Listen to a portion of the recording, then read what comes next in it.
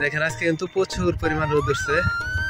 রোদের কারণে গরুগুলো অটোমেটিক দেখেন পানিতে নেমে গেছে গোসল করার জন্য। এতটাই গরম পড়ছে আজকে।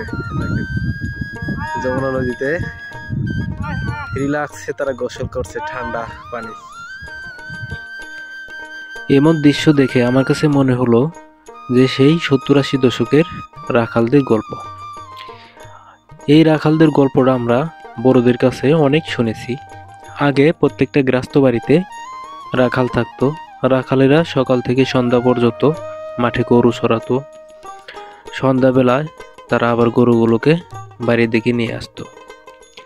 আর তীব্র গরমের মধ্যে দেখতে পাচ্ছেন একজন গৃহস্থ গরুগুলোকে গোসল করাতে এই নদীতে নামিয়ে দিছে। গরুগুলো দেখেন অনেক সময় ধরে কিন্তু নামিয়ে দেওয়া হয়েছে। তীব্র গরমের কারণে তারা পানি থেকে উঠতেই চাচ্ছে না। দেখেন এই দৃশ্যটি দেখে আমার কাছে খুবই ভালো লাগছে যে এই গরমের ভিতর রাখাল তার গরুগুলোকে ঠান্ডা করার জন্যে নদীর ভিতর নামিয়ে দিছে। এখন গোসল করালো। দেখেন গরুটাকে ডুব দেওয়ালো কিভাবে।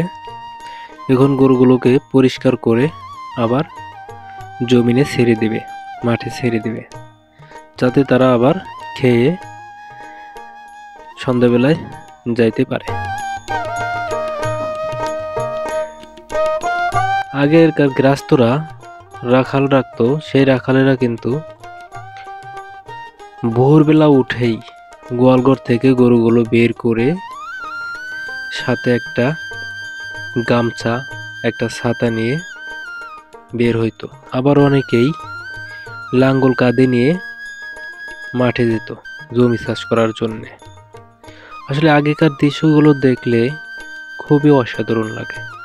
আর গ্রামীণ জীবনযাপনটা আসলেই মনোমুগ্ধকর। যারা শহরে থাকেন এমন দৃশ্য আসলে দেখতে পাবেন না। এই দৃশ্যগুলো দেখতে হলে অবশ্যই আমার চ্যানেলটি সাবস্ক্রাইব করে পাশে থাকবেন। এখন কাকা গরুগুলোকে উপরে উঠাইতেছে, গরুগুলোকে ঘাস খাওয়ানোর জন্য। দেখতে পাচ্ছেন মাঠে কিন্তু ঘাস, অনেক ঘাস আছে। এই ঘাসগুলো খাওয়া শেষ হলে কাকা সন্ধ্যাবেলায় গরুগুলোকে বাড়ির দিকে নিয়ে যাবে।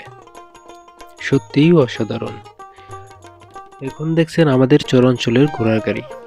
এই চর অঞ্চলে দেখেন বালিযুক্ত রাস্তা।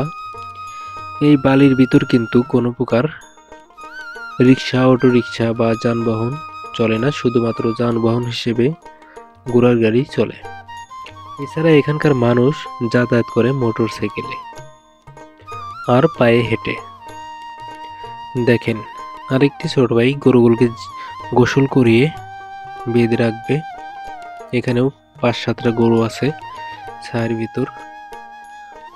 আসলে খুবই ভালো লাগতেছে যে এখানে গরমের ভিতর তারা গাছের নিচে গরুগুলোকে বেঁধে রাখছে।